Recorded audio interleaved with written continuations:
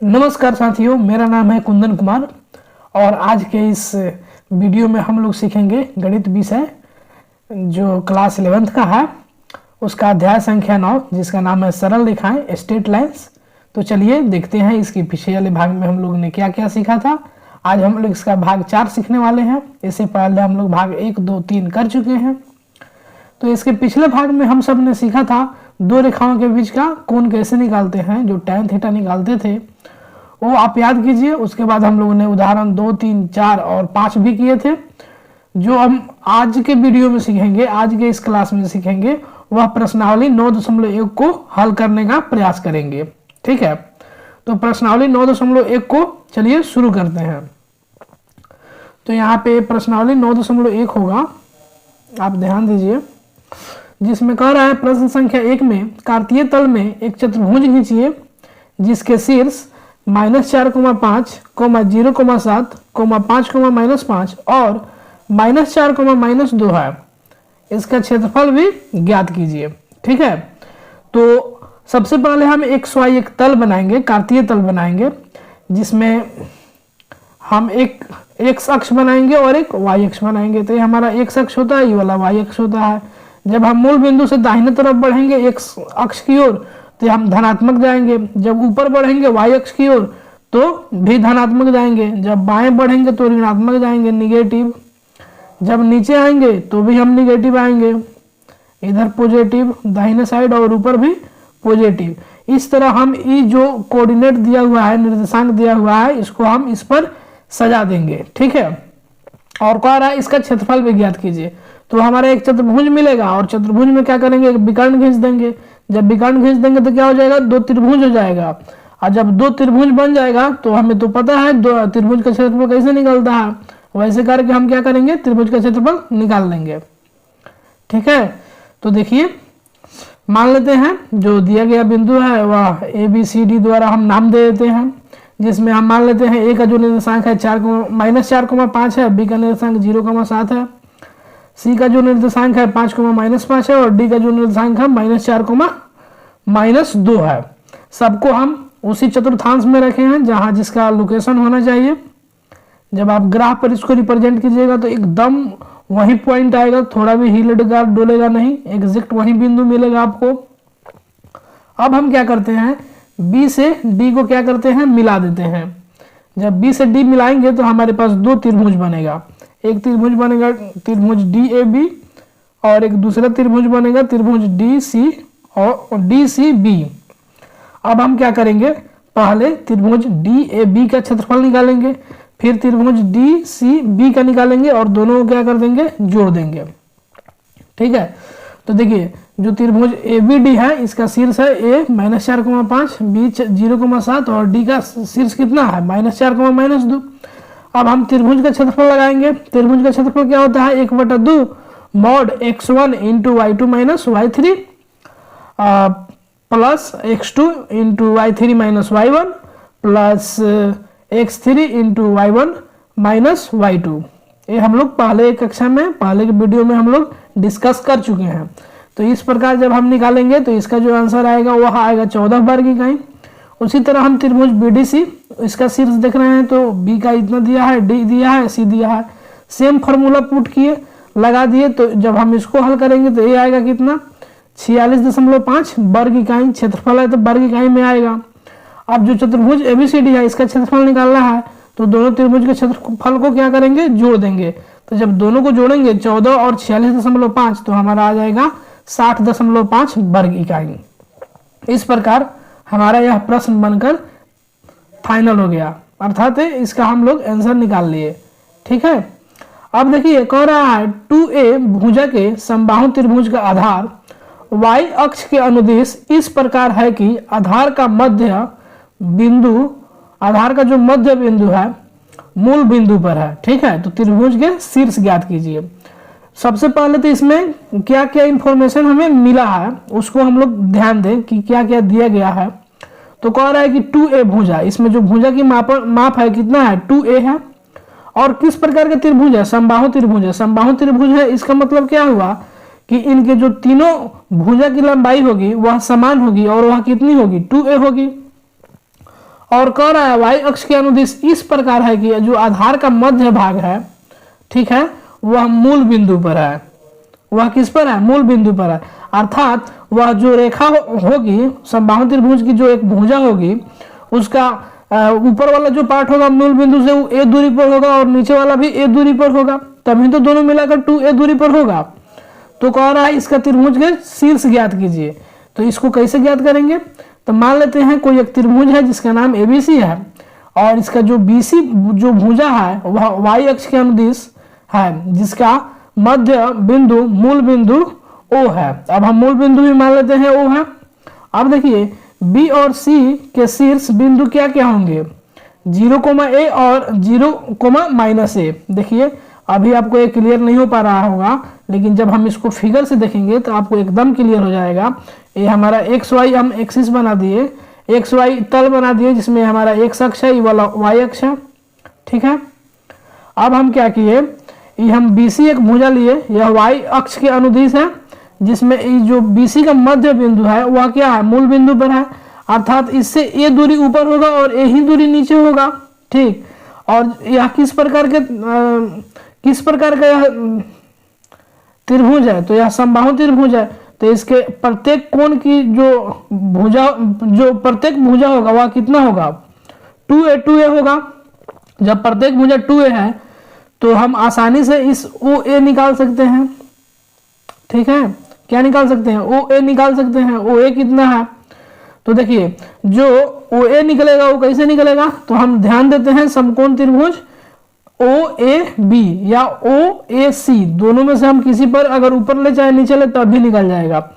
तो इस केस में हम त्रिभुज OAB अर्थात ये ऊपर वाला जो त्रिभुज है इस पर हम ध्यान देते हैं। तो हम पाइथागोरस प्रमेय से इसको लिख सकते हैं। जो OA है या इसका जब हम स्क्वायर करें तो ये बराबर होगा ये बड़ा वाला भुजा AB के स्क्वायर घटावे छोटा वाला भुजा OB के स्क्वायर। तो जो हमारा AB का स्क्वायर दिया हुआ है वो दिया हुआ है 2a। जब हम इसका स्क्वायर करेंगे तो ये हो जाएगा कितना? 4a square minus a square, तो minus a square 4a square minus a square करेंगे तो यह कितना आ जाएगा? 3a square. जब ये 3a स्क्वायर आ जाएगा तो ये कितना का वैल्यू आ जाएगा? OA स्क्वायर का वैल्यू आ जाएगा। हमें OA फाइंड आउट करना है, तो जब हम OA निकालेंगे तो कितना आ जाएगा? √3a, ठीक है। और देखिए इस अक्ष पर हम अब x का वैल्यू निकाल लिए कि कितना है, तो ये कितना है? √3a। और y का वैल्यू सीधा सा दिख रहा है कि अगर x अक्ष है तो y का वैल्यू कितना होगा? 0 होगा।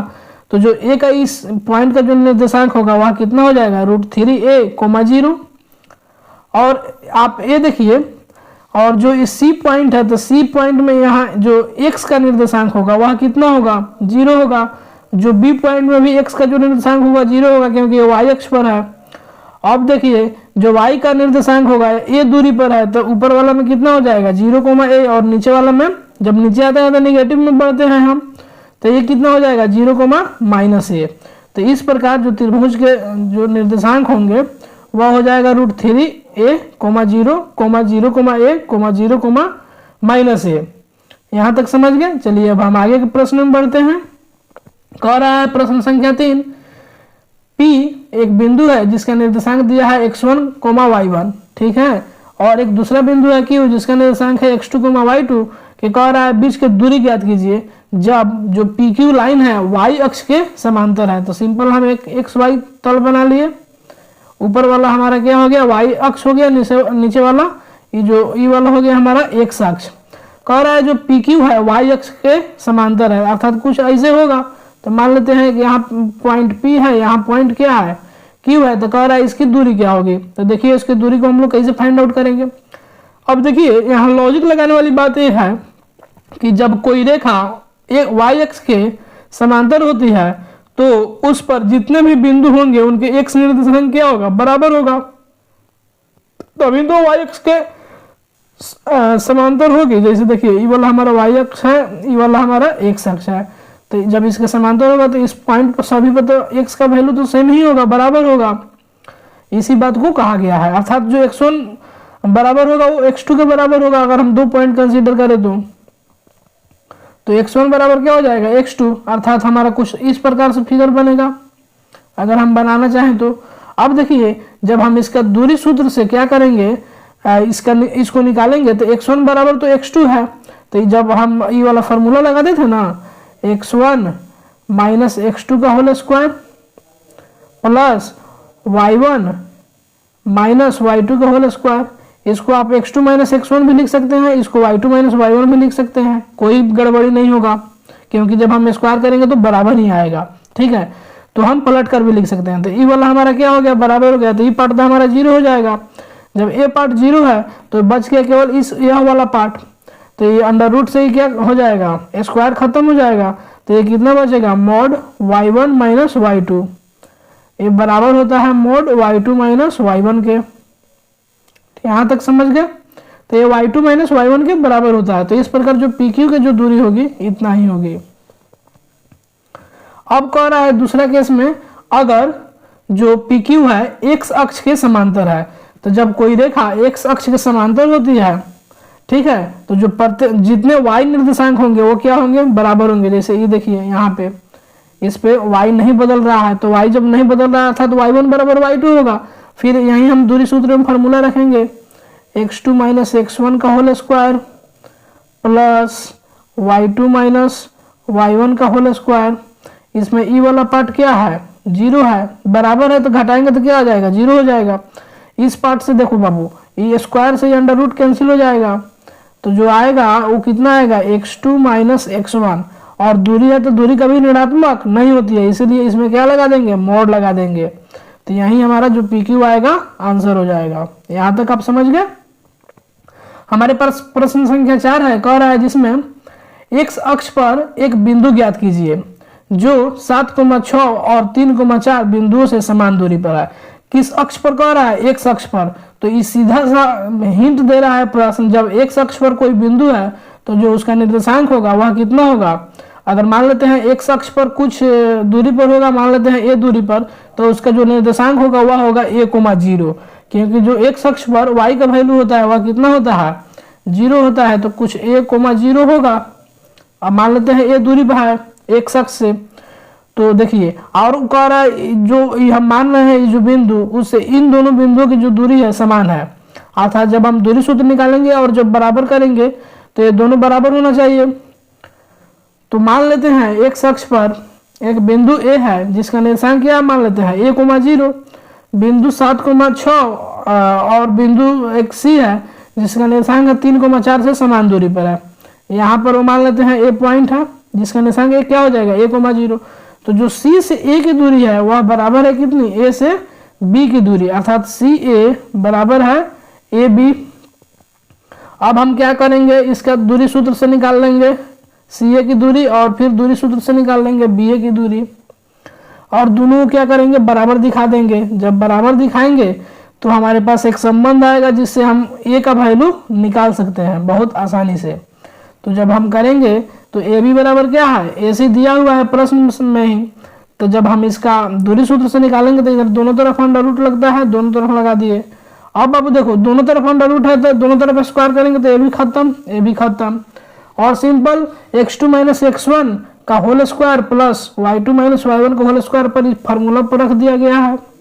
जब हम इसको हल करेंगे तो देखो, जब इसको सिंपल a माइनस बी का होल स्क्वायर पर तोड़ दिया गया है प्लस 0 माइनस 6 अर्थात 0 माइनस 6 मतलब -6 आएगा, और -6 का हम स्क्वायर करेंगे तो कितना आएगा, 36 आएगा। इधर सेम वैसा ही है। जब हम इसको आगे हल करते जाएंगे तो कितना आएगा, -8a बराबर -60। ठीक है, और इस प्रकार जो a का वैल्यू हो जाएगा वह कितना हो जाएगा, -60/8, माइनस माइनस कैंसिल, और जब हम काटेंगे 4 बार में तो 15 चौका 60 और 2 चौका 8। तो जो a का वैल्यू आएगा वह कितना आएगा, 15/2। और a का जब वैल्यू निकल गया तो हम सीधा सा उस पॉइंट में रख देंगे तो a का निर्देशांक निकल जाएगा। तो बिंदु जो a का निर्देशांक होगा वह कितना हो जाएगा, 15/2, 0। हमारा आंसर हो गया। चलिए अब हम आगे क्वेश्चन में बढ़ते हैं। कह रहा है रेखा की ढाल ज्ञात कीजिए जो मूल बिंदु और यहाँ पे 2 पॉइंट दिया हुआ है, मूल बिंदु और P जिसका निर्देशांक है 0,-4 तथा B जिसका निर्देशांक है 8,0 बिंदुओं को मिलाने वाले रेखाखंड के मध्य बिंदु से जाती है। तो कह रहा है उस लाइन का क्या करना है, ढाल निकालना है। ढाल मतलब स्लोप निकालना है। तो इसको कैसे निकालेंगे, प्रश्न पहले समझ गए पढ़कर। तो देखिए ये जो दोनों बिंदु है P कोमा जो P एक पॉइंट P है और एक B है, तो इन दोनों जो बिंदु को अगर हम जब मिलाएंगे तो उस पर जो मध्य बिंदु होगा वो कैसे निकालेंगे, x1 जोड़ x2 बटा 2 और y1 जोड़ y2 बटा 2, ऐसे करके निकालेंगे।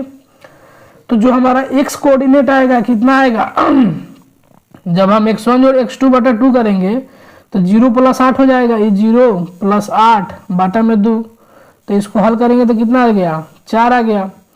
अर्थात जो हमारा x वाला वैल्यू आ गया वो कितना आ गया, 4 आ गया। इसी तरह हम क्या कर लेंगे, y का भी निकालेंगे। तो जो y1 जोड़ y2 करेंगे तो ये कितना हो जाएगा, -4 जोड़ 0, तो ये हो जाएगा बटा में 2, तो -4 बटा 2, जब इसको हल करेंगे तो कितना आ जाएगा, -2। अब देखो बाबू को आप पीवी का जो मध्य बिंदु m है उसका निर्देशांक कितना निकाल लिए, x4 और ये -2, तो 4 -2 निकाल लिए। और ये जो लाइन है वह मूल बिंदु से होकर जा रहा है, ठीक है, तो उसका निर्देशांक कितना है, 0 0 है। 0 0 है तो हमें अब दो निर्देशांक पता चल गया, एक 4 -2 और एक 0 0। तो मान लो वह जो रेखा है वह OM है। इस फिगर में आप देखो बाबू, मान लेते हैं वह रेखा क्या है, OM है, यही रेखा है, M का ही निर्देशांक हम निकाल लिए, x और y के वैल्यू से 4 -2 और 0 0 जा रहा है, तो वह रेखा क्या है, OM है। जब यह रेखा OM है तो जो इसकी ढाल होगी वह कितनी होगी, y2 - y1 अब बटा x2 - x1। इस फार्मूला को भी हम लोग पीछे के चैप्टर में पढ़ चुके हैं। जब हम इसको वैल्यू पुट करेंगे तो -2 - 0 बटा 4 घटाओ 0, जब इसको हल करेंगे तो हो जाएगा -2 अब बटा 4, जब इसको काटेंगे तो 2 बार में कटेगा, तो माइनस का 1 बटा 2 क्या हो जाएगा, इसका सही आंसर हो जाएगा। प्रश्न संख्या 6 में कह रहा है पाइथागोरस प्रमेय के प्रयोग बिना दिखलाइए कि बिंदु 4, 4, 3, 5 और -1, एक समकोण त्रिभुज के शीर्ष है। इसमें हमें पाइथागोरस प्रमेय नहीं दिखाना है। पाइथागोरस प्रमेय क्या होता है कि कर्ण का अगर स्क्वायर करें तो वह बराबर होगा लंब के स्क्वायर और प्लस आधार के स्क्वायर। तो इसमें ये दूरी सूत्र निकालकर ऐसे नहीं दिखाना है। इसमें कह रहा है इसका प्रयोग नहीं करना है, अर्थात किसका प्रयोग करना है, ढाल का प्रयोग करना है।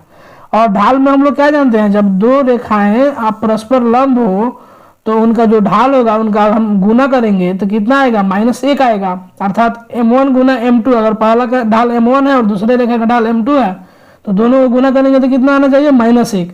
तो हम क्या करेंगे, पहले इसका ढाल निकाल देंगे, फिर दोनों को फिर अब 3, 5 और -1 का ढाल निकालेंगे और दोनों के ढाल को गुना करके देखेंगे कि -1 के बराबर आ रहा है कि नहीं आ रहा है। अगर आ जाएगा तो यह समकोण हो जाएगा, नहीं आएगा तो नहीं होगा। तो चलिए देखते हैं।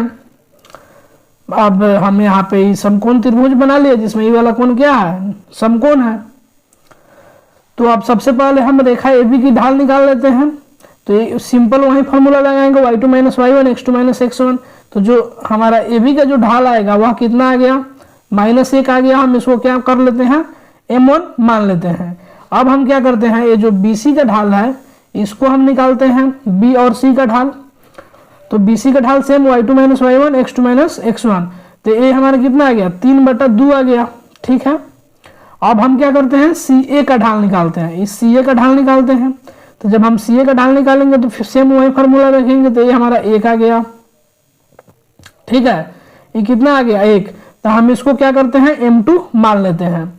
अब देखिए बाबू, जब हम AB की ढाल और CA की ढाल में जब गुना करेंगे m1 गुना m2 तो -1 गुना 1 हो जाएगा। तो ये कितना आ जाएगा, -1। अर्थात जो AB है और जो CA लाइन है वो एक दूसरे पर लंब है, ठीक है। अर्थात AB लंब है CA पर, ठीक है। AB लंब है CA पर, क्योंकि इन्हीं दोनों रेखाओं को जब हम गुना कर रहे हैं तो -1 आ रहा है। अर्थात हम कह सकते हैं कोण जो भुजा जो A, B, C एक समकोण त्रिभुज के क्या है, शीर्ष है। इस प्रकार हम ये प्रूफ कर दिए स्लोप के प्रयोग से। तो देखिए हम लोग आगे जो सीखेंगे वह सीखेंगे प्रश्न संख्या 7, 8, 9, 10 अगले भाग में। आपका बहुत बहुत धन्यवाद। जय हिंद।